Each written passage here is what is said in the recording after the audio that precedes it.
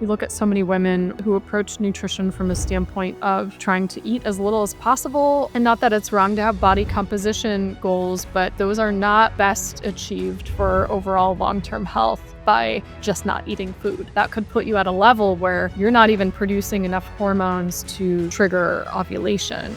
Lily Nichols, she is a renowned dietitian, author of Real Food for Pregnancy and Real Food for Gestational Diabetes. She is known for her evidence-based, nutrition-dense approach to preconception, pregnancy, and postpartum nutrition. What would you say an optimal day of eating could look like for a woman in preconception? Definitely start your day with a protein-rich breakfast. Even if you're somebody who benefits from some degree of time-restricted eating, having breakfast but then having an earlier dinner is far better for your hormones than skipping breakfast. Let's hop over to postpartum. What changes might occur in terms of optimal diet? Postpartum is a time when your protein requirements are higher than a typical female athlete. And then a number of vitamins and mineral requirements have increased as well. So expect more food. Would not be unusual at all that you might be eating double or triple what you typically were eating in pregnancy, especially in early postpartum. If somebody's following a vegan diet, it does get a little tricky. So we do want to be thinking about.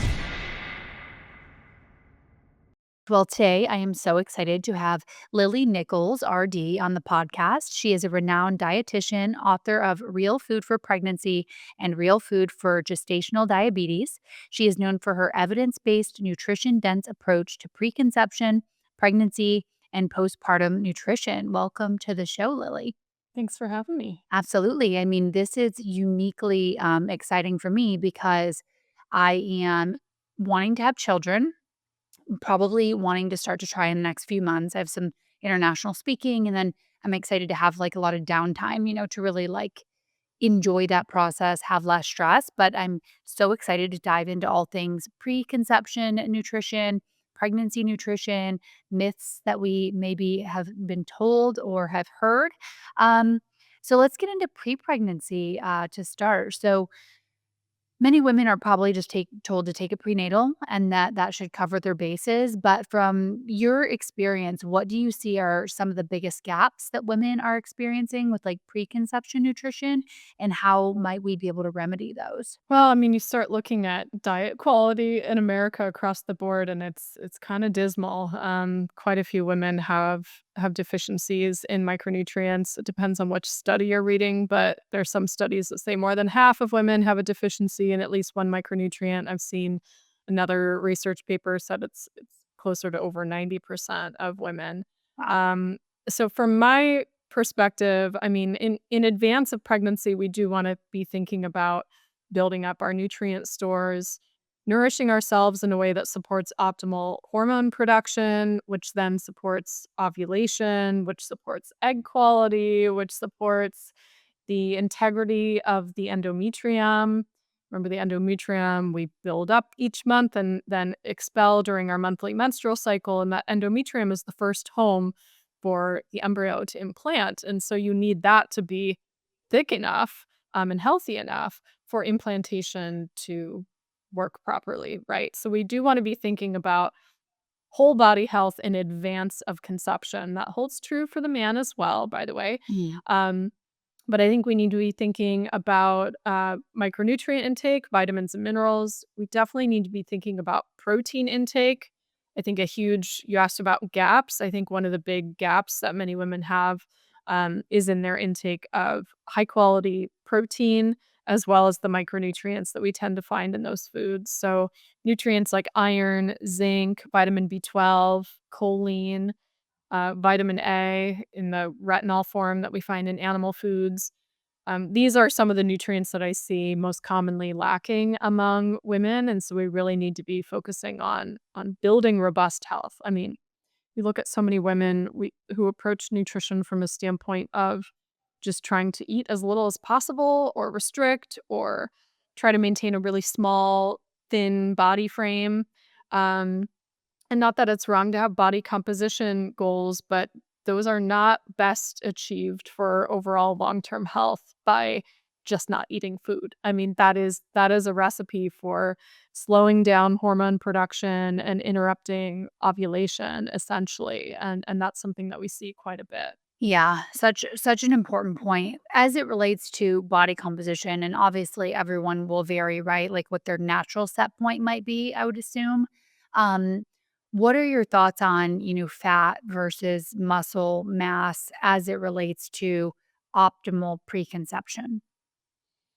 So it's a good question. There's sort of like a Goldilocks body fat percentage, I would say. Now, not that this has been super clearly defined, because you'll see arguments in the research back and forth on like, is there a, minimum threshold of body fat percentage that you need for hormone production? Or is there a threshold at which fat percentage gets too high and then you start having other metabolic issues that can interfere with hormones and ovulation on the flip side? I don't want to define it by percentages because it is very individualized. But from a general perspective, if you have a woman who has a really, really low body fat percentage, oftentimes we're seeing issues with maintaining hormone production. We're seeing issues with ovulation. These women tend to fall into the hypothalamic amenorrhea category, or are kind of on the threshold or the spectrum of developing hypothalamic amenorrhea. So they have signs of um, luteal phase deficiency, so like a short luteal phase. They may have PMS. They may have really light, scant periods, or they may have no periods whatsoever. Like ovulation isn't even happening because the hormone levels are too low. And we don't see that hormone production and the menstrual cycle get restored until they gain some weight and gain some body fat. So this tends to be like the female athlete often falls into this category, or somebody who's very overly restricted with their food intake. On the flip side, you can have individuals where their body fat percentage is higher than necessary, and they might need to be working more on building lean body mass and building some more like metabolic flexibility. Because as you get body fat percentage too high, you can err on the side of estrogen dominance. It tends to go hand in hand with like polycystic ovarian syndrome type Mm. symptoms or full blown PCOS. Um, Tends to predispose you to glucose and insulin issues, so there tends to be an insulin resistance issue. And so in these women, we might be working a little more on macronutrient composition, even somewhat on portion sizes, but often working on macronutrient composition handles the portion size issue because we work on building in more foods that help with satiety and that don't spike glucose levels. So we're naturally kind of like handling it without enforcing any sort of like portion control restriction. We might work on like the timing of their meals, certainly working on building in more activity, especially resistance exercise. And so it depends on like where the starting point is and what sort of symptoms and hormonal issues are present. To go back to the low body fat, do you have, of course, it won't be like a one set number, but what is the percentage of body fat that women need just like as maintenance or baseline? And where do you see that it might start to get kind of murky in terms of low body fat? So we see that we have more cycle issues in women whose body fat percentage dips below about 20. In some studies, it's like 22, 23. That said, you sometimes have lean women who are a bit of an anomaly, who have a lower body fat percentage, but are fueling properly. So they're eating enough food. It's simply sort of genetically their set point to be more lean, where they don't have cycle issues despite having a body fat percentage of like 18 or 17 or something like that. But when we're seeing cycle issues, I would say usually we're trying to get the body fat percentage over 20, 22, 23. Um, and that comes hand in hand with most of the time simply eating enough food, but we might also need to be working on macronutrient balance sometimes in these women. We often see, hyper restriction of fat intake or hyper restriction of carbohydrate intake. Sometimes we see them predisposed more to, like, following a vegetarian or plant-based diet, so they're not getting a whole lot of, like, animal proteins and animal fats, and you do need a number of amino acids for hormone production, for endometrial health, for egg quality. we also do well with, like, we need some fat, right? So Mhm. we see in actually both men and women, there's research showing that when you restrict dietary fat too much, you start to see declines in hormone production. So, um, in women, there have been trials of low fat diets, and we see estrogen and progesterone levels drop by as much as 20 to 50%. So, depending on your starting point, that could put you at a level where you're not even producing enough hormones to trigger ovulation and to trigger like the full development of an ovarian follicle into a fully developed egg. So that's when you start to see cycle disruption. So I like to watch more like what's going on with the cycle, and then we kind of Mhm. like see where the adjustments need to be made. But that gives you kind of a general idea, anyways, on body fat percentage. Thank you. That's helpful. Because I've always been on the leaner side, just naturally. And also, I'm always trying to eat enough food, but also, I exercise quite a bit. So, hoping that, that is keeping where I need to be. So, but yeah, we're also uniquely individual. So, that was really helpful. What are your how does the hierarchy work for you? Like protein, fat, and then carbs? Because there's also, I think, a lot of confusion, like what percentage of our diet should be each one of these macronutrients. Yeah, and it's a tricky question to answer because I think there's also it has to be individualized to the person. But I will say I do really lean towards prioritizing protein. And when I talk about protein-rich foods, I'm also recommending that people don't take all the fat out of them. If Yeah. you follow those 2 things, get enough protein, and for most women, you're looking at, 3, 4, 5 ounces of a good solid protein source per meal, or, like, bare minimum for most women, like 25 grams at a meal. Some women need, 40, 45, or even more grams per meal. It really depends on your body size and activity levels, but you need a solid source of protein. Don't take the fat out of it, right? So in nature, most of our protein foods come with fat, right? Our eggs have Mhm. a yolk. The yolk has a lot of fat in it, or more fat than the white, certainly. Our dairy products all have fat, right? There's a cream top until you remove that to create the skimmed dairy products. Our steak has like streaks of fat in it. Chicken has skin that has fat in it, right? If Mhm. you're not taking all of that out, you're probably going to be getting enough fat in your diet.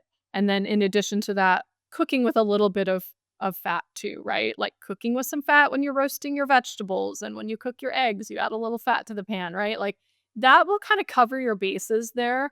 And then the carbohydrate level really does need to be individualized. So, for individuals who are very active, they tend to, well, they burn a lot more energy, but they also are more insulin sensitive, and they can handle and might actually thrive on Mhm. eating more carbohydrates. Like they simply need a regular source of carbohydrates at all their meals and snacks, and they can handle larger portions. Whereas somebody who's maybe not as active, not burning as much energy, not as insulin sensitive, like I said, like it tends to be a typical PCOS phenotype, although not Mhm. all women with PCOS have insulin resistance. Um, then we might go a little bit lower in carbs. So to give you from that like starting point, like percentage wise, I would say 20, 25, 30% of calories coming from protein tends to be really a good place for women. It gets tough to start going beyond 25 or 30% of calories from protein. It really does, because protein is so filling. Yeah. Yeah. By not taking all the fat out of your foods, you're probably now getting about half of your calories from fat, and then the remainder would be carbohydrates. And, so depending on your carb tolerance, that could be, 30, maybe even 40% of calories from carbs, or it could be, lower, could be as low as maybe 15%, maybe even lower in somebody who really thrives on more of a keto, style diet. That's not like Mhm. my default dietary recommendation for fertility, but there are indeed cases where that is the right choice. But just getting like the protein where you need it to be, not taking the fat out obsessively, and then like unprocessed or low processed carbohydrates make up the remainder of the diet. Usually people's satiety cues are pretty well tuned in when you're hitting your protein requirements, that we don't have to really hyper obsess about proportions of things. Yeah. But if you like start to run some nutrient analyses, say you're in like Chronometer, start to input all the food, you'll see like the percentages that I'm talking about line up pretty well with like a realistic real food diet of reasonable portions without being overly restrictive on either the fat or the carbs. Yeah. Yeah, that's a great point. So how do you feel about red meat in the diet? I'm a fan of red meat in the diet. I agree, me too. But it's been interesting. So I've done all sorts of diets throughout my life. Like, I mean, years ago, I was like vegan and raw vegan. This was like many years ago. Then I did like keto and carnivore. And now I've like just landed on more of a whole foods, like, more plants in that diet. But, it's interesting because what are your thoughts on the entire conversation around cholesterol? Because when I do eat higher, and when I eat red meat, to be honest, I'll have like ribeye, like grass-fed, grass-finished Wagyu ribeye, so it's much higher in fat content, right? So I will see my cholesterol numbers shift higher a bit, but my HDL is always, like, incredibly high. It's always, like, 90 or so, around that area, and the ratio is always good. Other cardiovascular concerns are low, but what are your thoughts on this entire cholesterol conversation? Yeah, it's kind of a giant can of worms, right? And you can find data to support virtually any position that Yeah. people take on cholesterol, and you've probably noticed that in the nutrition space. Um, my opinion on it is I think the, like, ratios of things and the numbers in context of the rest of the clinical picture in the labs Mhm. need to be considered. So I'm not particularly concerned with just seeing a slight increase in LDL from somebody eating more animal fats in the context of they're metabolically healthy, they're at a healthy weight, they have, like, good amount of lean body mass, their insulin sensitivity is pretty good. If you have it available and you can check, like, particle size to see if it's Mhm. small, dense LDL or large, buoyant LDL, maybe you could check ApoB. There's all sorts of different markers that you could check to give you, like, additional signals as to whether it's problematic. Um, that's, like, my preference. I don't really tend to, overly nitpick a high LDL or a high total cholesterol.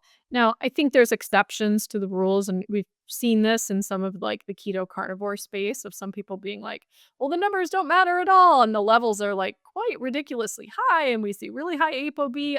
I don't know how comfortable I am with something like that. But I tend to fall a little bit more into the sort of moderate concern category versus hyperfixating on the numbers. We have to remember that, like, the so-called normal for cholesterol values have changed over time, Mhm. right? Before the advent of statins, it wasn't unusual to consider a total cholesterol of 300 perfectly fine.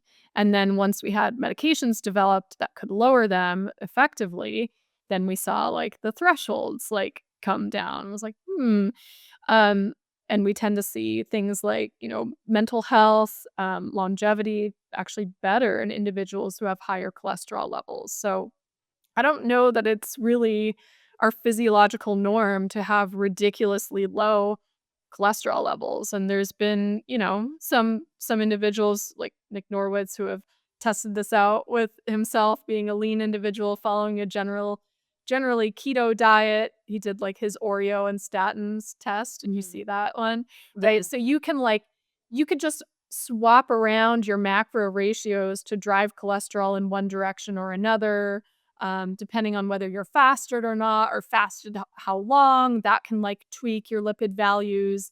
And like ultimately, is that really problematic? And is it beneficial for you to eat a whole bunch of Oreos to drive your cholesterol down? Like, probably not, right? Like, we Yeah. can be realistic about this. So, I would look at it in the full clinical context personally. Yeah, I think that's super helpful. Yeah, so would love to hear how you define like preconception, like how far in advance is it? Is it 3 months? Obviously, the earlier the better, but what would an optimal preconception diet look like? So, anytime that you're not pregnant and thinking about getting pregnant in the future could be considered preconception, right? So, you could be, 4 years out from wanting to have babies, technically in Mhm. preconception. As to I think the question is more like, how long should we be, like, thinking about our nutrition before getting pregnant? I Yeah. mean, in an optimal world, of course, as you said, the longer the better. I'd be thinking about like the full amount of time that it takes for an underdeveloped egg, so an ovarian follicle, to be recruited and developed into a full blown, ready, healthy egg ready to be ovulated. And that takes about 220 days. So that's Mm, 7 to 8 months. In an ideal world, we're thinking about it over that time frame. That said, 50% of pregnancies in the US are unplanned. Like, obviously, many of us do not have the luxury of planning for this for very long. So, which is part of why just trying to keep yourself optimally healthy when you're an adult female who could become pregnant is probably the best line of defense. A little reassurance, though, is that our nutrient stores and hormonal balance and toxin exposure, all those things that can affect egg quality really tend to have the most pronounced effect in the last 3 months prior to mm, conception. So if you had to, like, really narrow down a very minimal time frame, I'd say at least 3 months, but optimally a bit longer than that. Um, so you asked about like a day of eating for, optimizing. I would definitely start your day with a protein-rich breakfast. Quite a few women skip breakfast. Maybe some are doing it intentionally with intermittent fasting, or maybe they're just busy. It really does help from a hormonal standpoint to get breakfast. Even if you're mm, somebody who benefits from some degree of time restricted eating, having breakfast, but then having an earlier dinner is far better for your hormones than skipping breakfast. mm, So, have breakfast, make sure there's a good solid protein source in there. We talked about protein amounts in meals previously. So, that could look like a couple eggs and some veggies. Maybe there's like a side of like a breakfast meat, like a sausage or bacon. And no, I'm not against having meat or even higher fat meats in there. Um, Maybe you have like tea or even coffee. Some women need to be a little more careful about how much caffeine they're getting, but it's really highly individualized. Maybe there's a carb source in there. It depends on the person, but like some fruit, for example, or some leftover roasted sweet potatoes with your eggs, or a piece of whole grain sourdough with butter. Like, it really depends on the person. Depending on if you're hungry, you might have a snack mid morning. I always try to pair something with protein with something that might have some carbs. So maybe you're having like a good quality cheese and like an apple on the side or something like that. Um, and then lunch and dinner both similarly would follow a template of trying to prioritize a good protein source, get a good amount of vegetables in, half your plate if possible, and then again, depending on how many carbs your body thrives on, have that as your side dish at your meal. So, maybe you have like a salmon salad and a side of fruit, or salmon salad and a side of roasted potatoes on there.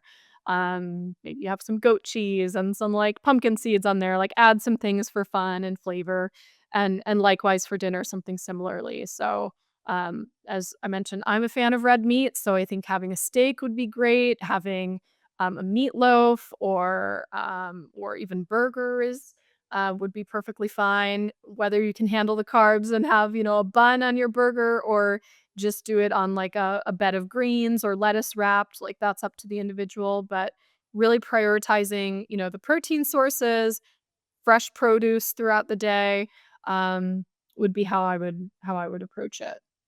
yeah. Yeah, I agree with that. Couple of questions. So you mentioned having breakfast for sure. What time do you think, or time from waking, do you think is optimal to have breakfast? Generally within about 30 to 60 minutes of waking is optimal. You know, if somebody really doesn't have an appetite for breakfast, and sometimes we'll see this, especially in individuals who've kind of like accustomed themselves to skipping breakfast. or Mhm. some people's physiology, it seems, is, like, not well suited to have, like, a huge meal first thing right when they wake up.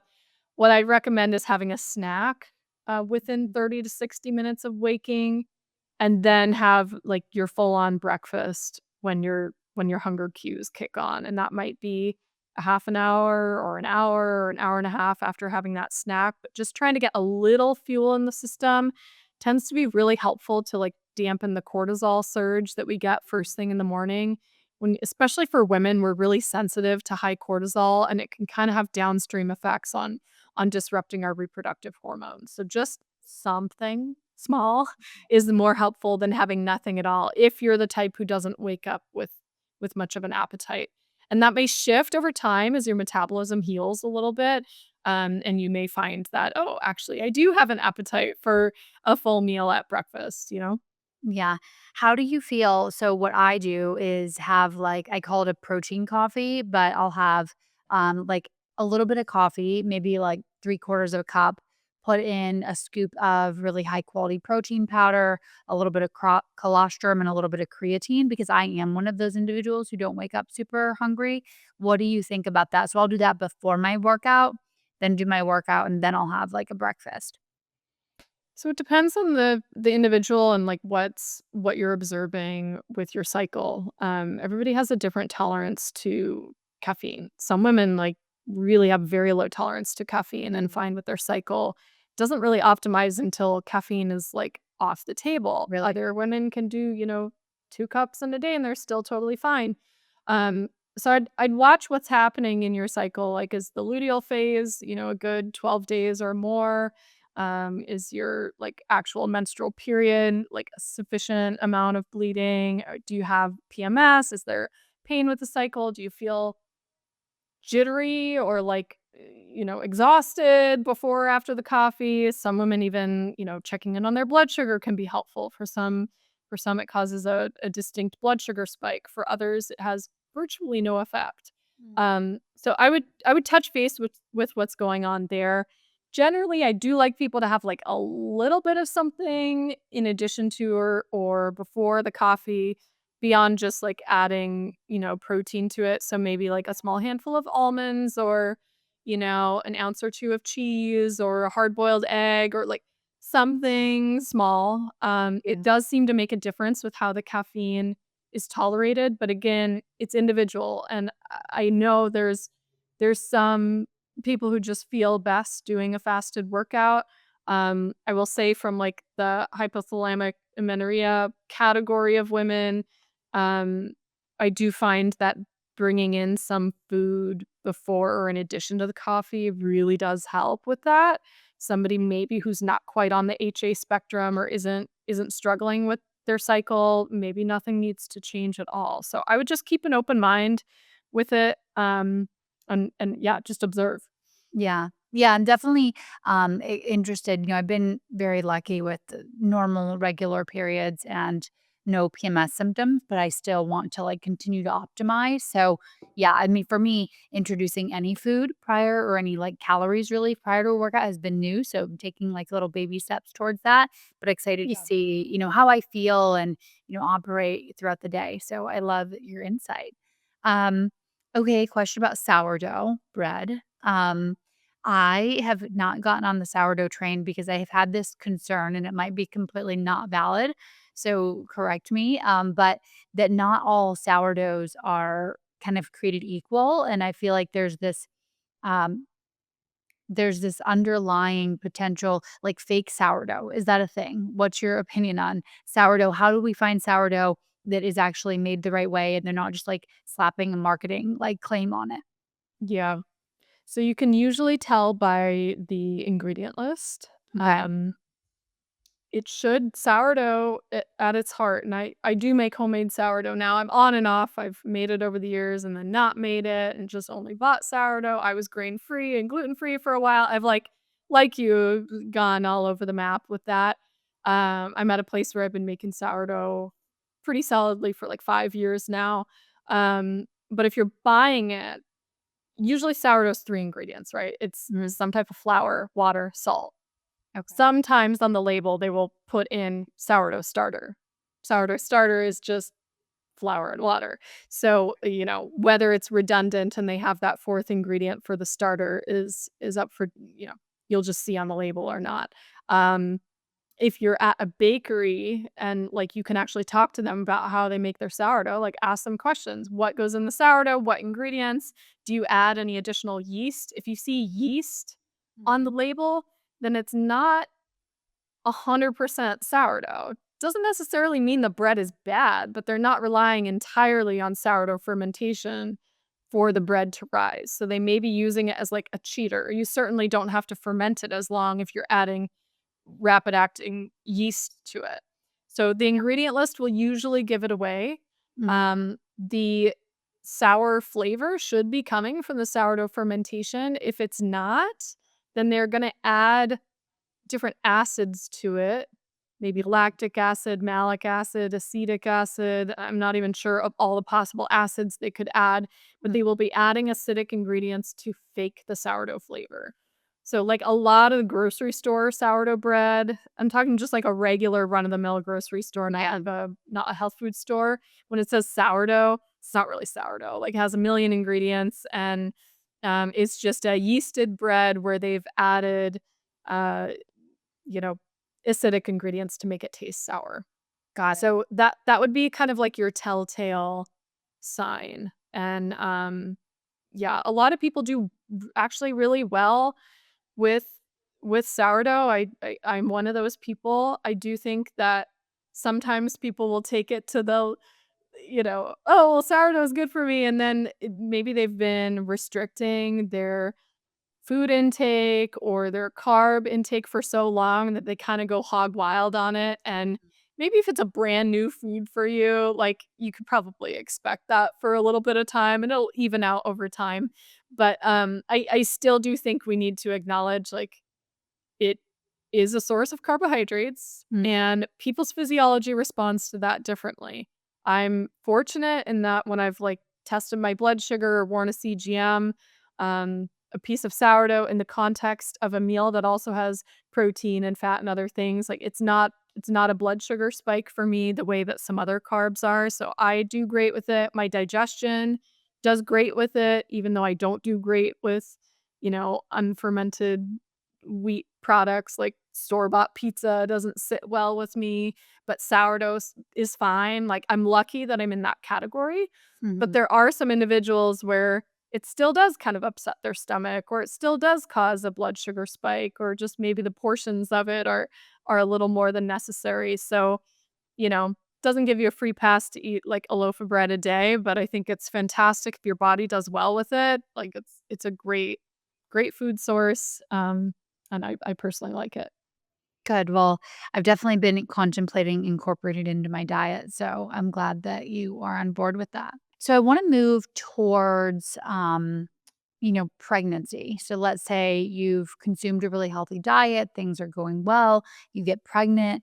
What does an optimal diet look like during pregnancy in your opinion? So it looks actually fairly similar to what I described for preconception. The shifts that take place really are based on your symptoms. So early on, you may have, you know, all the ideal plans in the world to eat super healthy your whole pregnancy, and the nausea and the food aversions may, you know, put a wrench in the gears for a little while, and that's okay. Roll with it. Mhm. I do have tips on how to handle nausea and vomiting and food aversions in Real Food for Pregnancy if that happens to happen to you, but, roll with it. It is typically a phase and doesn't last the entirety of your pregnancy. By the time that your, like, nutrient needs start to increase more dramatically, you're typically in the 2nd and 3rd trimester. That's when we start to see increases in caloric requirements, increases in protein requirements, and when, like, the higher micronutrient needs, kick in. So later on in pregnancy, you are going to need more food. It's not it's not eating for 2 necessarily, you don't need double portions, but you do need anywhere from, like, 3 to 500 calories more. So, that may look like building in some more snacks, it may look like having slightly larger meals.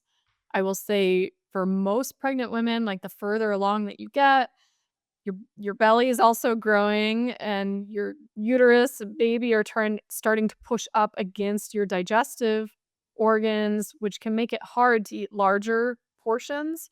So most often, even if it's somebody who was like 3 square meals a day or again, somebody who might have done intermittent fasting or something like that, um, and no snacks, I do often find that switching over to eating more frequently in smaller amounts Mm, instead of just ramping up the portion sizes at, your meals tends to work better, especially, like, 3rd trimester. Just be open to pregnancy is a very humbling time, right? Like, yeah. you just are like, "Okay, I'm not fully in control of my body and fully in control of these symptoms," and you just kind of have to meet yourself where you're at, and so try not to be, like, too dogmatic about, every single thing, especially when some uncomfortable symptoms come up, like later on, heartburn, can happen more often. Not everybody gets it, but some people get it really bad, and they really do have to be careful about how much food they're eating at one sitting and how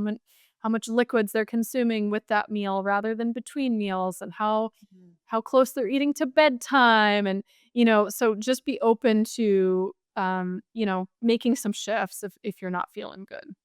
Yeah. Yeah, I've heard. I actually was just at a baby shower 2 days ago, so there were lots of pregnant women there. And, a lot of them had a similar dietary pattern to me, it's like it was a very health crowd. And one woman told me that she couldn't even look at a piece of meat, like, for the whole 1st trimester, I think. I would love to hear your tips for that, like, when you are experiencing these food aversions, because in my brain, I'm like, I can't even fathom that, right? Like, I can't Yeah. fathom. But, it could happen, so would love to hear your tips. Yeah, and it's such a mystery why it happens. There's all sorts of theories out there, and it's so interesting because it's different individual to individual. So, like, I remember did a podcast years ago with a woman who had been previously vegan. She was in her 1st trimester, and she was craving oysters, eggs, and bone broth, right? Like, really nutrient dense foods Yeah. but honestly, especially for the oysters, probably something that a typical omnivore coming into pregnancy would feel averse to. Yeah. Maybe because, like, her body really needed those nutrients and was sort of like, "Eat more of this," and somebody who's an omnivore or has been eating, more animal-based leading up to pregnancy, their nutrient stores are in a pretty good place, Hmm. and their body right now wants them to eat more carbs, like, go figure, eat more fruit. There's potentially something to that, even though it's not really scientific, it's just, like, an observation that I've had over the years. Um Having been through it twice for my 2 pregnancies, and I didn't have really severe food aversions, but I did have that kinda low level queasiness of just, like, certain things didn't sound good one day or another. Um, just be open to those preferences shifting. For me, it wasn't like a long lasting, "Oh, I can't eat this particular food for the entirety of this long span of time." It Mhm. was more like eggs don't sound good to me this morning, or I don't like the smell of my cast iron pan preheating for making the Mm. eggs. And maybe making the eggs in a different way Mhm. would be good. So for me, like normally I'm an eggs over easy person and I liked that, during pregnancy as well for the most part, but there were periods of time where that was like off-putting to me, Mm. but scrambled eggs, scrambled on very low heat so I couldn't smell the cast iron pan, like smells tend to be an issue in pregnancy with some like cheese, sharp cheese melted on it, sharp cheddar, and some good salsa and like avocado. Mm. Make it sort of like Mexican style. Then it was like I was down. That was great. Right. Yeah. So instead of looking at it as like I'm averse to eggs right now, it's like I'm averse to eggs cooked in this way and with this smell. And here's this like workaround that I'm gonna try. So it's very possible. I mean, you're not gonna like run into if some food is averse for a period of a couple months, you're not going to end up with some dire nutrient deficiency, especially if you were eating that preconception, because you're really digging into a lot of your nutrient reserves during that early time in pregnancy. I mean, the embryo is being fed from the endometrial glands. They don't even have a direct blood supply to you yet until the placenta is fully formed.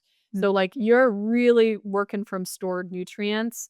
But you may be able to find like workarounds, like maybe steak is off putting, but maybe ground beef made into a chili or burgers or meatballs or a bolognese sauce or something like that is not averse, and you're still getting all the same nutrients from the red meat, you're just not getting it in the form of steak. So, again, we have to kind of be, like, gentle with ourselves in pregnancy, but also be creative with, like, how you approach any individual symptom. There's usually a workaround, and if there's not and something is averse for a period of time, you will be okay. Like, reassure yourself you will be okay. Okay, good. How long do those nutrient stores stay? It depends on the nutrient. So, I mean, we have some nutrients where we only have them in our bodies for, a handful of days before they are peed out, right? Like in some water soluble vitamins, like they are in and out of our system pretty quickly. At the same time, though, they might be in and out of our serum, but they are incorporated into our cells and helping our mitochondria function. So we want to think about consistent intake, certainly, but the nutrients that are stored in your endometrium, like they were there from that previous menstrual cycle you happened to conceive and they were not excreted, those are still going to be supplying that embryo with nutrition. Some nutrients, like certainly like iron, for example, your fat soluble vitamins, like vitamins A and D, E, K, those stick around for longer, certainly. When you have I'm assuming you've worked with, like, vegan, clients before. What are some, like, top tips? Let's say, you really just, wanna stick with being vegan. What would your top tips be for them? Yeah, so, if somebody's following a vegan diet, it does get a little tricky, right? There's a lot of different nutrients that we have to be thinking about. So, I mean, first and foremost, I like to understand what is the reason that somebody's following a vegan diet? Like, what is the impetus for them to do this? Is it for health reasons? Is it a religious or ethical belief? Depending on, like, the rationale for, eliminating animal foods, we may have an in to talk about bringing them in, so we fill in a number of the nutritional gaps, or we're gonna have to, like, piecemeal together as best as we can, a supplementation strategy and a dietary strategy to lessen those gaps. You're not gonna fill all of them because it's not just the micronutrients that we're considering. We're also considering the macronutrient balance, the protein quality, the so-called non-essential amino acids, which is a scientific misnomer. They're actually we need all of them, and it's never been scientifically proven that some are not needed, and some only occur in animal foods, and some of those are really crucial to reproductive function, right? So those are things that get a little bit, tricky, but we might be working more on, like, a supplementation, strategy for that angle. Now, it depends on if somebody is preconception or if they're already pregnant, like, how we approach it might be um, slightly different. Like, from a Mhm. preconception angle, we do have the luxury of time to be thinking about this and trying to optimize, and we can watch labs and see, if the needle is moving in one direction or the other. We could watch the menstrual cycle health. For somebody who's already pregnant, it's kind of like a dire, we need to make sure that you're as best nourished as possible right now, because you can't like rewind the clock on certain stages of development if nutrient intake is suboptimal. So um I do talk about this, like, in Real Food for Pregnancy, there's a section at the end of chapter 3 about, optimizing a vegetarian diet.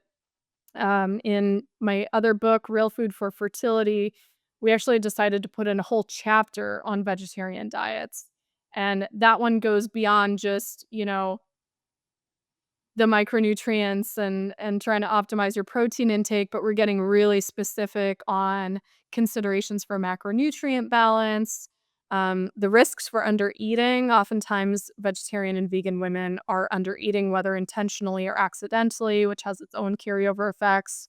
And of course, we're talking about the micronutrients as well, and also strategies for reincorporating animal foods if somebody's open to that, or strategies for optimizing their intake if they're not open to adding animal foods. Um, it is a tricky one, and I will say most healthcare professionals really are not well versed in it. So they may be thinking about iron and vitamin B12 and maybe DHA, but they're probably not thinking about a whole slew of other micronutrients. They're probably not thinking about creatine and carnitine and glycine and taurine, and they're not thinking to all of those sort of like nitpicky avenues that that really do play a big role in optimizing fertility. Yeah, that makes a lot of sense.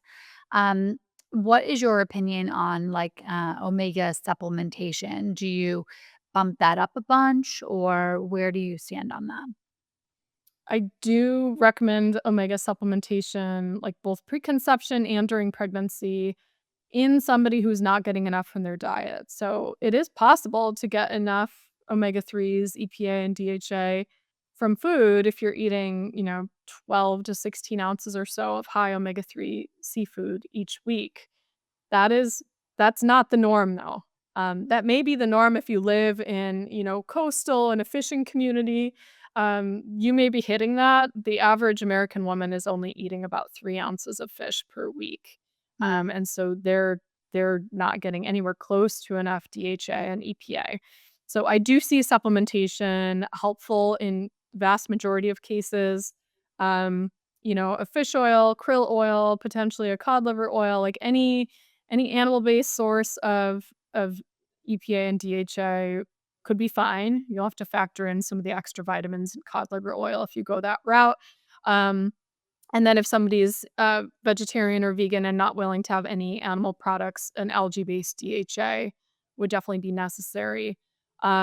As to the amounts, I generally am not, like, mega dosing the omega-3s, like, there is such thing as too much. They're very delicate, fragile fats that can oxidize, and there are some considerations in pregnancy specifically, especially later on in pregnancy, an excess of EPA in particular, can thin the blood, like, a little more than necessary, and there's mixed data on whether that could contribute to potential postpartum hemorrhage.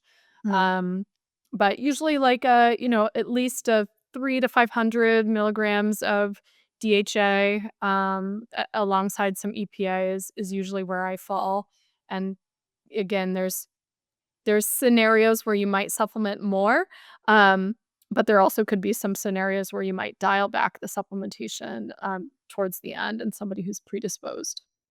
yeah, that makes sense. Do you look at like an omega index at all? Is there any number you're striving for?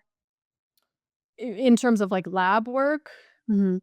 um, I mean, to be honest, most individuals simply don't have access to that. So if you do have access to the omega index, I mean, I just go by the reference range on the test itself.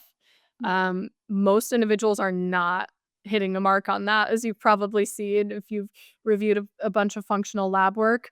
The sad part is like the majority just functional testing isn't accessible. So Yeah. for the average person, I'm looking at optimizing intake. If you have the means for an omega index, great. The one caveat I'm gonna throw out for, like, functional testing in pregnancy is we don't necessarily have reference ranges for pregnancy on all of these tests, and it is unknown if the reference ranges should shift, Yeah. particularly by trimester in pregnancy. So, like, Mhm. you know, of probably the most studied nutrient in pregnancy, iron, we have different reference ranges for things like ferritin depending on the stage of pregnancy because we know that with the hemodilution and the way that iron metabolism shifts, we're going to see ferritin go down towards the end of pregnancy. And it may not actually be cause for concern in the context of somebody who's not also anemic, right? And so it's like, okay, we have so much data on iron. There's still debate about like where should we actually fall? When do we intervene? How do we intervene?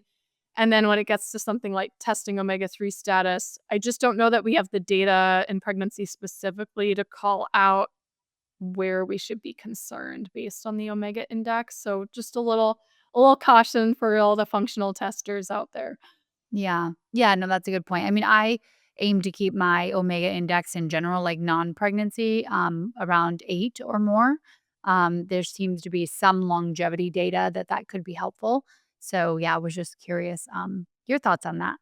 But I also want to talk about, I have really no reference or understanding of this gestational diabetes. Why does it happen? Are there things that we can do to reduce the risk or prevent that from occurring? I would love to hear your take. Yeah, so gestational diabetes is a somewhat complex diagnosis. It seems straightforward. It's just elevated blood sugar in pregnancy, but there can be different reasons as to why it develops or the underlying like pathophysiology of it. So, most often there's an insulin resistance component, a pretty substantial insulin resistance component. Occasionally, there's also suboptimal production of insulin because as pregnancy progresses, you are going to see an increase in insulin resistance and the body is able to maintain normal blood sugar by producing more insulin. If Mm, that adaptation doesn't happen, even in somebody with low baseline insulin resistance, like you're going to have blood sugar issues in later pregnancy. Again, majority have an insulin resistant component, and also the majority that is an issue that was going on before pregnancy. We're catching it in pregnancy via elevated blood sugar, but the majority, that issue was actually present pre-pregnancy. It's like prediabetes that was never caught. Occasionally, it's undiagnosed type 2 diabetes, actually. And you could see this actually if you measure first trimester hemoglobin A1C value. You could see like if you fall in the pre-diabetic range, the chances that you'll so-called fail the glucose tolerance test is upwards of like 94 or 96%. Like, it's kind of wild. And so that was a pre-existing issue. You're not yet at the stage in pregnancy where that pregnancy-induced insulin resistance is even happening, and yet your A1C is high. Like you had an issue going into pregnancy. yeah. Um, as to like the prevention aspect, certainly going into pregnancy with good metabolic health Mhm. is like your best defense. So going into pregnancy at a healthy body weight, healthy body fat composition, um, with an activity built into your, weekly life, some type of exercise or movement practice, eating a sufficient amount of protein, um, being cautious on, like, the quantity and also quality of carbohydrates consumed. So, we know that having, like, high intake of sugar-sweetened beverages and cereals, can predispose you to gestational diabetes. People say, "There's nothing you could do to prevent it," but it's like, well, there is this association here, and maybe if we're going into pregnancy with, you know, better dietary habits, we can at least potentially reduce the risk. Going into pregnancy with good nutrient status, vitamin D, magnesium, those play a big role in insulin resistance and have shown an association with reducing risk and also reducing the severity of gestational diabetes if it is diagnosed. So those would all be wise choices. Essentially, eating as if you have gestational diabetes, you know, way in advance of pregnancy, where you're optimizing your protein and you're paying attention to the quality of carbohydrates. It goes a really long way, actually, in our blood Mm. sugar balance and how our body responds to insulin. Yeah, I love that. Well, let's hop over to postpartum. Are there what changes might occur in terms of optimal diet? And then also, are there any, you know, recommendations or like these underlying maybe like hacks that you can do to produce more breast milk if that is becoming an issue? Yeah, so Postpartum is a time when your nutrient requirements are actually higher than they were in pregnancy, and that Mm, surprises a lot of people, and that's even by the conventional recommendations, by the way. yeah. So we see an increase in requirements, of course, for calories. You burn a lot of energy producing breast milk. You see an increase in requirements for protein. That's not written into the guidelines, but we do have data showing that protein requirements in women who are breastfeeding at 3 to 6 months postpartum, their protein requirements are on par or higher than a typical female athlete. So, Mm, really got to prioritize protein. And then a number of vitamins and mineral requirements have increased as well, like choline, vitamin B12, vitamin A, especially, goes way up. So, we do want to be conscientious about nutrient dense foods as well. So, yeah. you can eat, again, like there's a lot of overlap on the different phases. It's not that, like, suddenly this food is bad for you and this food is good for you. Like, the foods that are healthy remain foods that are healthy. Mhm. It might be the quantities and the proportion and the meal planning that may differ. So in postpartum, you can expect that you will be more hungry. You definitely need more food. And our guidelines on, like, the increase in calories is really solely to account for the calories burned in producing breast milk. It doesn't account for the additional calories that you might need to replenish after birth. So sometimes labor is really long. It's like running a marathon. Or sometimes, you have a C-section and you just had major abdominal surgery, which you need higher amounts of energy and protein and nutrients to recover from that, right? So Yeah. expect more food. It would not be unusual at all that you might be eating double or triple what you typically were eating in pregnancy, especially in early postpartum. So lean into those hunger cues because caring for a baby is so all encompassing. We need to learn from what so many other cultures around the world have done for millennia, which is to have family members help to care for you. Family and friends in your community, your village cares for you. They cook food for you, they heat it up and bring it to you.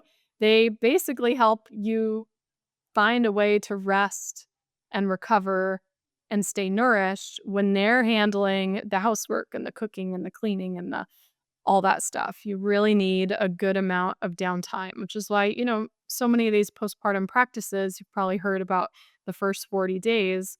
That is a practice seen globally. Like, you see this in all these different cultures, even on different continents, people who never would have had any interaction before we had, airplanes and boats and things going all over the world. And somehow they all settled on this approximately 40 days time frame of, like, extra care and support and nourishment and rest for the mother. So expect to do that. And the challenge in our Western culture is this is not the norm in many of our communities. And you may have to, unfortunately, expend a little more mental bandwidth in advance of your postpartum to plan for it. Mm. So, Yeah. filling your freezer with freezer friendly meals like soups and stews and pulled pork and shepherd's pie and, high nutrient dense casseroles and things. You may have to do some work in advance. You may have to specifically ask people to step up and help, whereas Mhm. traditionally that was just, like, provided to you without having to ask. Um, I do have, like, there's a whole chapter in Real Food for Pregnancy. The last chapter is all on postpartum. I mean, I started writing that book when I was about 10 months postpartum with my firstborn, and so I was like, "Man, I wish I knew all this stuff." Like, it needs to be a chapter built into a pregnancy book because so few of us are thinking about postpartum, right? So much energy goes into the birth planning Yeah. instead and keeping yourself healthy in pregnancy, but not thinking about what happens after the fact. So that chapter is a really helpful resource. I also have a free blog post on postpartum recovery meals with lots of recipes, freezer meal tips, and so sort of tips on asking for help and outsourcing too, that a lot of people find helpful. And that's a free resource if people want to look it up. I love that. I've heard things like, beer can help breast milk. What are some of the, like, potential not thought of things that could help breast milk, and, like, is that true? Like, does beer help breast milk? Yeah, so the question's kind of about something called galactagogues, like things that help promote, milk production, and Mhm. so, first and foremost, this is kind of a complicated topic, right? Milk production is tricky, and that's why there's a whole, line of professionals, of lactation consultants and IBCLCs who specialize in this because the cause of low milk supply or even assessment of whether what you're dealing with is low milk supply or not, most of the time Mhm. is completely fine and people are saying it's low when it's not, or it's your own fears of, am I making enough milk?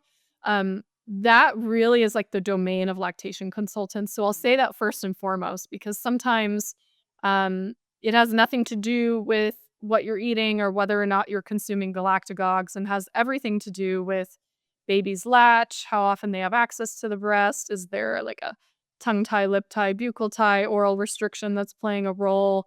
Um, it's complex. Okay. So Yeah. I'll say that first and foremost. Okay. There are, though, galactagogues that have been studied, right? So, like dark beer, it's I think there is some research on it. The I think active component is the brewer's yeast. It Mhm. could possibly be partly the alcohol helping you relax, of course. The more relaxed you are, the easier it is for the milk to flow. But it's not a guarantee that if you drink dark beer, like your milk production is going to be really good. There's like oatmeal is another common one, or supplementing with milky oats, which is just oats, but extracted typically as a tincture, but it can come in other formats. Moringa, fenugreek, uh, gosh, there's a whole host of potential galactagogues. And the way that I look at them is more as a support, Mm. but not something that's going to fix a supply issue if there's a supply issue present. Like, we want to understand where the supply issue is coming from.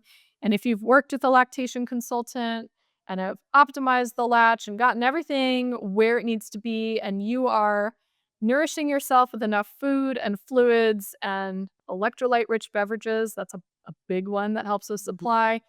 And that's all good, and you're finding that this extra galactagogue is like that extra boost you need, like, carry on, like, that's great. No issues there.